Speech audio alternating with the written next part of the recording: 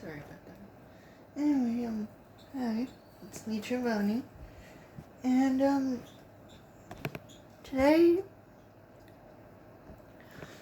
so the FNAF movie is gonna come out on theaters tomorrow, on Friday, of course, October 27th, which is great, which is really, really great. Not real name, not at all. Made a video about Mike Schmidt and Michael Afton, well, the character, which is supposed to be the main protagonist of the entire FNAF series. And I have mixed opinions about it. At the first, I agree with her because nothing's actually confirmed and are just headcanons.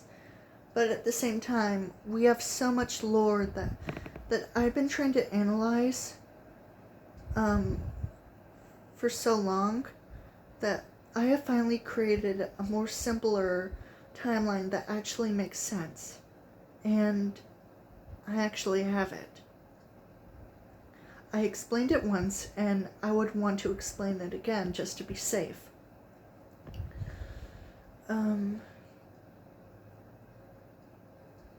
Yeah. There was also Chucky Season 3, Episode 4, and it's the mid-season finale, where Chucky, well, in a way he's finally gonna die from old age, because when I first heard in the show where the doctor says to Chucky that he'll soon be dying, I'm just like, wait a minute, is he gonna die from cancer? No, he's dying of old age. Like, the Chucky, grows old. Like, actually grows old. That's crazy. I mean, at the same time, he didn't want to grow old in a human body, but now he's gonna grow old in a doll body. And for some reason, I already saw the teaser trailer about Season 3, Part 2, and apparently Chucky's gonna be reborn, reincarnated in the end. I'm not sure. Whatever it is, people just don't want Chucky and his wife Tiffany to die. I understand that. But at the same time, they are completely evil. They just love murdering people just for the hell of it. And it turns out that at first I didn't know why Chucky or Charles murdered people, but now I know is that when he was a child, when he was born, he suffered from homicidal tendencies, homicidal urges, which is understandable. It's understandable, but at the same time, Charles, what the hell? It's almost like Michael Myers went through the same thing. He just suffered from homicidal urges. These damn killers.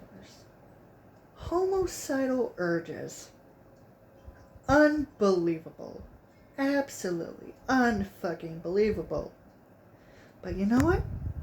I'll let that slide because, it actually makes sense why a person is a killer it's understandable why a person became a killer even when they were first born, that they were just a killer their entire life. Like, it just makes sense. Mostly. To me, at least. I'm kind of scared what would happen in the part 2 of Season 3. I'm really scared. But you know what? Okay, I'm glad that Jake, Devin, and Lexi are still alive, trying to go after Chucky. Chucky's finally gonna die, but, yeah, I don't know what's gonna happen next. I'm kind of nervous. I mean, of course I'm nervous about it. I'm also nervous about, the FNAF movie. The movie is obviously a different adaptation from the games because it's hard to do an adaptation of games and books trying to be faithful to the original. It's hard. But if you make your own version, but still stick to the original like format, that's fine. It's fine. It's an adaptation. They're supposed to be different.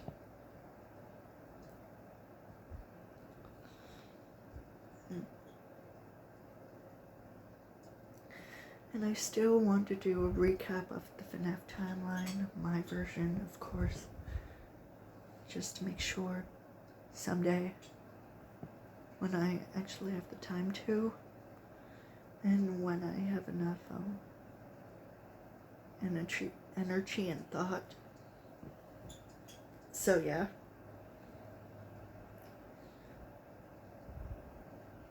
Also, I know that people have negative thoughts about the FNAF movie, but you know what? I like it anyways. It's fine. It's solid. People have already seen the film earlier. Not tomorrow. That's gonna be released in theaters. I don't know how people see exact certain movies early than the actual day that it's supposed to be released in theaters or when it's ever released. It just doesn't add up. Like, how did people even get to see the movie early? But then again, sometimes the movie is early in different countries, and that's fine. That's totally fine. It's understandable. Okay, this sounds kind of confusing because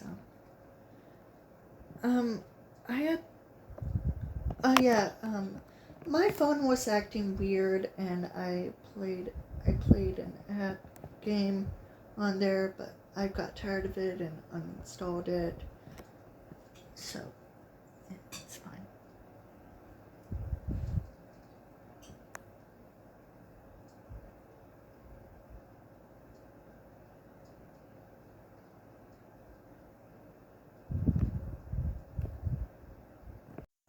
Like the main staple protagonist. In the novel trilogy, it is Charlie Emily, with some weird juggling at the end. In the Fazbear Frights epilogues, it would be either Detective Larson or Jake the Stitch Ray.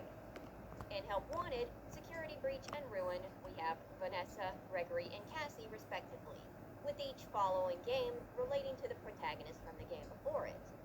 But if we're looking at the first set of the mainline games from 1 to Pizzeria Simulator, and looking for who would be the main character whose story we follow through those games, that would be none other than William Afton.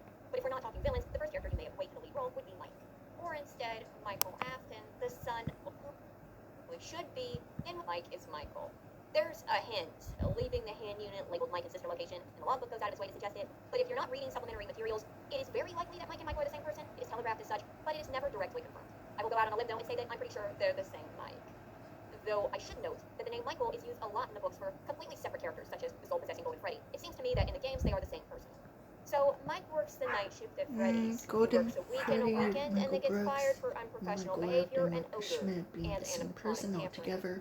We don't really know anything about him, save that he must get stuffy because in the office he always runs the fan, and that he might like soda. Mike's basically the ideal voiceless protagonist, not much to say, literally. Michael Afton is introduced in Sister Location, with his name properly revealed in the custom night, and it is in this game that we get a little bit more about him. In Sister Location, we fit into the shoes of a technician who works with the rental animatronics. He likes soap operas, popcorn, and not getting himself scooped into a human canoe. But when he decides to keep going back, that's exactly what happens. He is recognized as William Afton by Baby, but in the custom night cutscenes, where we see the continued degradation of his body, he confirms he is Michael Afton, a character who we didn't know existed until this moment. So, Michael splits with his box skeleton and is still standing, and he's coming back for his father, as proclaimed in his solitary voice line at the end of the custom night. And then, that's it. Now, as for Michael's behavior, we know he is William's son and Elizabeth's brother.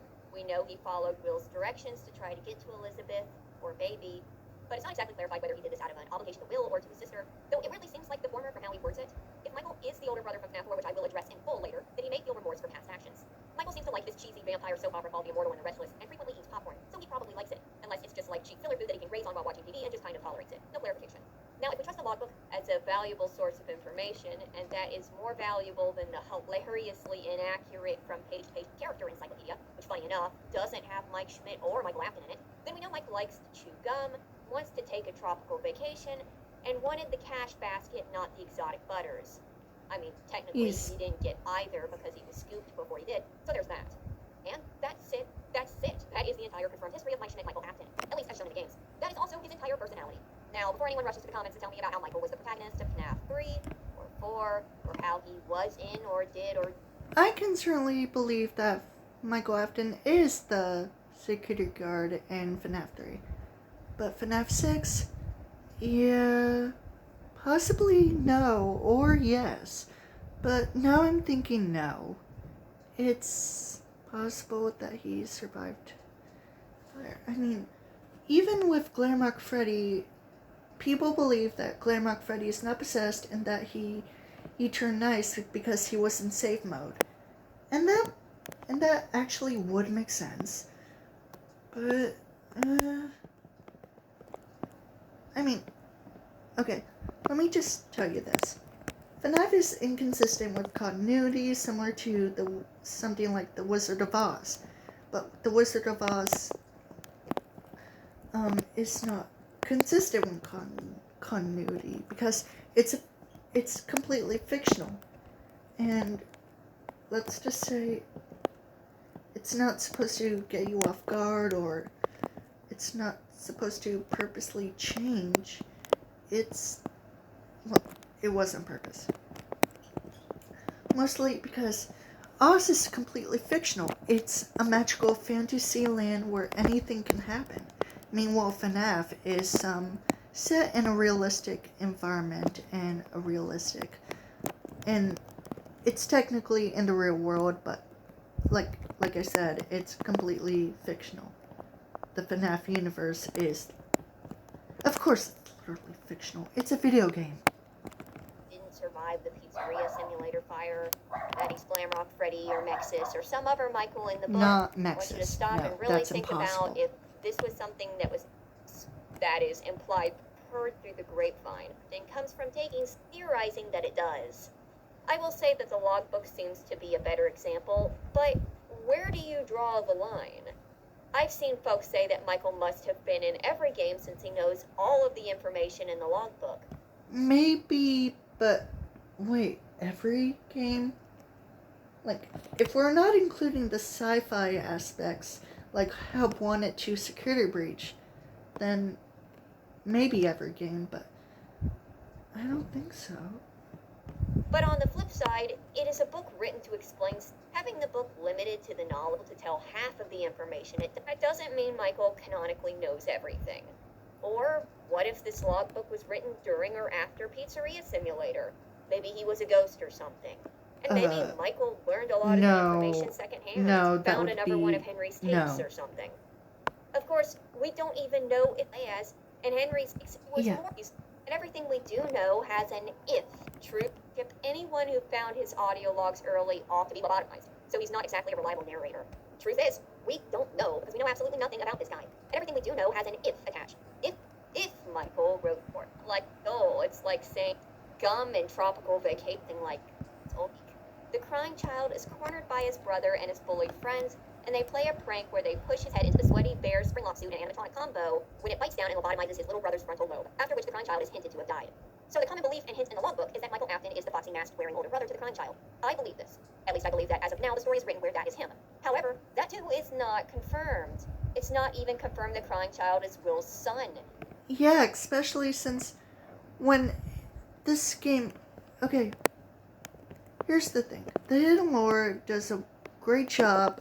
The Creepypasta story does a great job with having FNAF 4 in it because it's basically the crying child is just part of a random family. The crying child, Chris Davidson, and his brother, Terrence. That's it. Sorry. Maybe I'll do a part 4 I mean, part 2.